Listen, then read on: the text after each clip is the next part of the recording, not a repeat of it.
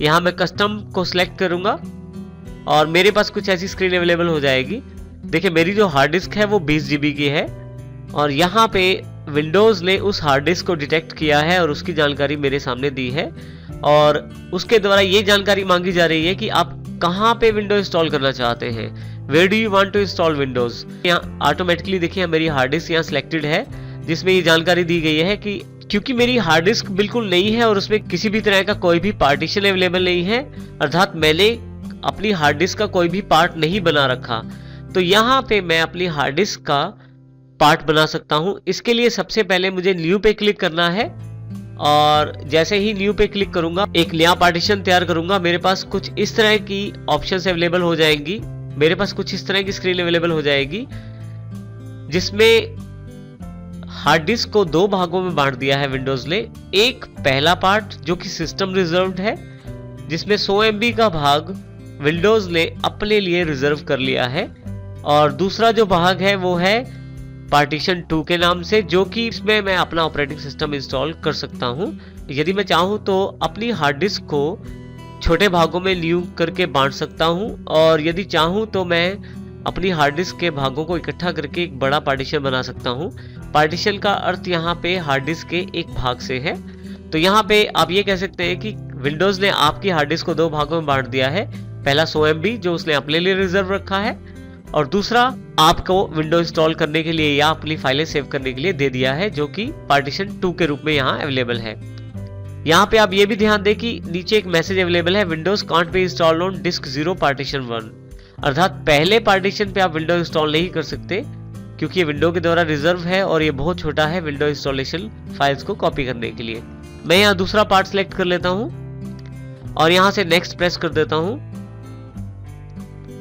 जैसे ही next press करता हूं मेरे पास विंडोज के द्वारा फाइलें कॉपी की जानी शुरू हो जाती हैं। अब मेरी विंडो इंस्टॉलेशन शुरू हो गई है जिसमें सबसे पहले विंडो फाइल्स को कॉपी किया जाएगा,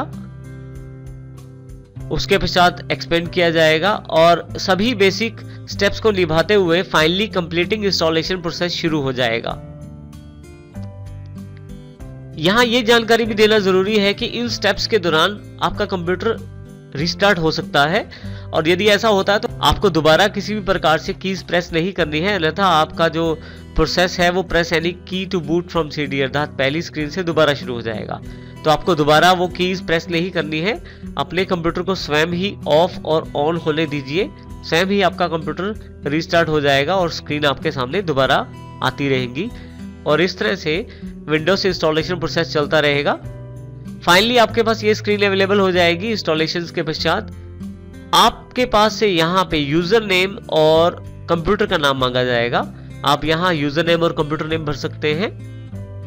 देखिए मैंने यहाँ दोनों फिल कर दिए। उसके पश्चात जैसे ही मैं नेक्स्ट करता हूँ यहाँ पे मेरे पास पासवर्ड की स्क्रीन अवेलेबल हो जाती है।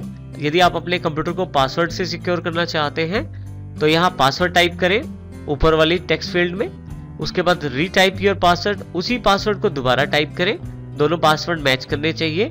यदि आप कोई हिंट देना चाहते हैं पासवर्ड का तो उसे यहाँ दें और फिर से नेक्स्ट प्रेस करें। यहाँ पे नेक्स्ट स्टेप आपका विंडोज प्रोडक्ट की के बारे में है। जब भी आप विंडोज परचेज करते हैं तो उस बॉक्स के अंदर आपकी प्रोडक्ट की अवेलेबल रहती है। तो जब भी आप अपनी विंडोज का बॉक्स ओपन, जब भी आप अपनी विंडोज का जो बॉक्स है उसको ओपन करेंगे तो उसमें आपके पास विंडोज की प्रोडक्ट की अवेलेबल रहेगी। वो प्रोडक्ट की आपको यहाँ एंटर करनी है। प्रोडक्ट की का फॉर्मेट कुछ इस प्रकार से रहता है जो यहाँ पे दिया गया है। उस की को भरें और भरते हुए ध्यान रखें कि कोई गलती ना हो, अन्यथा आप नेक्स्ट नहीं कर पाएंगे। तो आप यहाँ पे विंडोज की कीज भरें। ध्यान ये भी रखें कि कीज भरते समय आपको कोई भी डैश नहीं लगाना। 5 अक्षरों का की भरेंगे, अपने आप डैश ऑटोमेटिकली यहाँ पे ऐड हो जाएगा। तो इस तरह से आप यहाँ की भरें और फिर से नेक्स्ट कर दें। जैसे ही आप नेक्स्ट करेंगे आपके पास एक और स्क्रीन अवेलेबल हो जाएगी जिसमें प्रोटेक्शन से रिलेटेड मैसेजेस अवेलेबल रहेंगे। इसमें आप 3 ऑप्शन आपके पास अवेलेबल हैं, recommended settings, install important updates only और आस्क मी लेटर। क्योंकि आप अपने कंप्यूटर को सुरक्षित चाहते हैं पूरी तरह से, तो इसके लिए आप यूज रेकमेंड सेटिंग्स करें और जैसे ही आप ये करते हैं आपके पास डेट टाइम की सेटिंग्स अवेलेबल हो जाती हैं। आप यदि डेट टाइम को चेंज करना चाहते हैं इसमें भी यहाँ चेंजेस कर सकते हैं। और फाइनली ये करने के पश्चात आपके पास यदि इंटरनेट अवेलेबल है तो आप नेटवर्क का चुनाव कर सकते हैं। यदि आप घर पे बैठे हुए हैं, अपनी डिवाइसेस से कनेक्टेड है तो होम नेटवर्क, अन्यथा अगर आप ऑफिस में हैं तो वर्क नेटवर्क। आप पब्लिक नेटवर्क का चुनाव भी कर सकते हैं यदि आप होम और वर्क नेटवर्क में नहीं है। मैं यहाँ होम नेटवर्क का चुनाव कर लेता हूँ। फाइनली आपके पास यहाँ पे कुछ सेटिंग्स के पश्चात फिर से आपके पास विंडोज 7 की फाइनलाइजिंग सेटिंग्स की स्क्रीन अवेलेबल हो जाएगी और इस स्क्रीन के पश्चात आपके पास विंडोज का डेस्कटॉप अवेलेबल हो जाएगा।